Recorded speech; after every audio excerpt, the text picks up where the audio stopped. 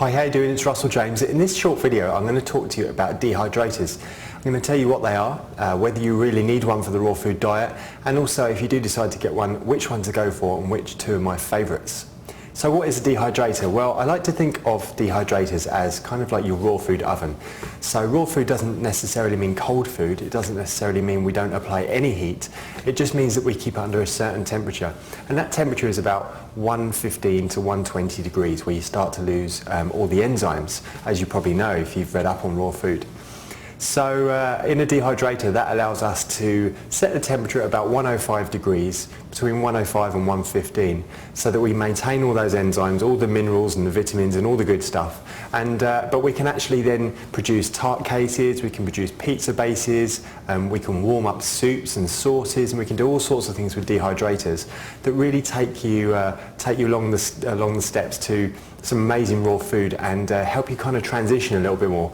Once you've been into raw food for a while, then you may find that you don't need the dehydrator as much, but it's great, especially when you start out, to start making breads and as I say, warming up sauces and doing all those pizza bases things and all that exciting and good stuff.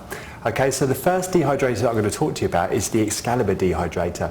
Now this is kind of like, it's the staple of the raw food world really. It's been around for many years, longer than I've been into raw food, and it's pretty much the most common entry-level kind of dehydrator that you can buy.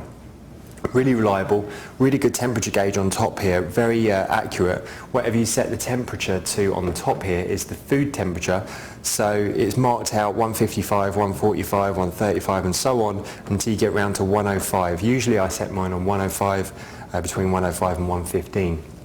And all the other temperatures we don't really use. These are not just a raw food thing, these are available for other cuisines as well, but raw food 105 to 115 is where you want to set it at.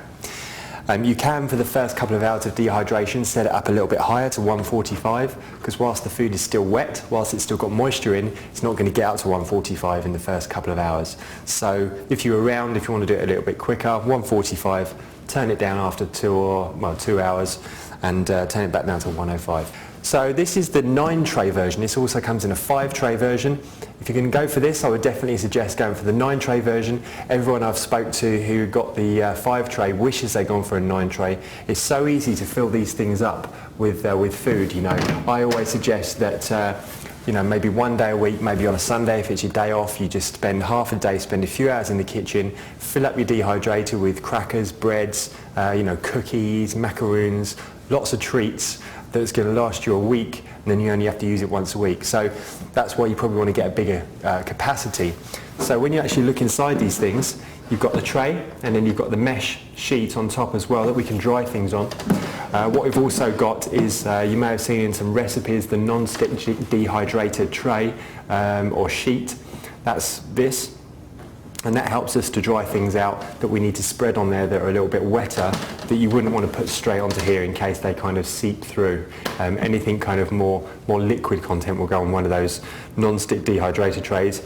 And then when it's dry enough, then you can just peel that off and finish off the dehydrating on the mesh sheet. Nice and simple to use. Easy door to take on and off. Do you really need one? Well, you don't have to have one necessarily, but it does bring definitely another dimension to your raw food preparation. Certainly at the beginning, when you want more comforting foods, you know, even now if I eat very simply, maybe once a week I'll dehydrate some stuff. It's always nice to have the option of doing that.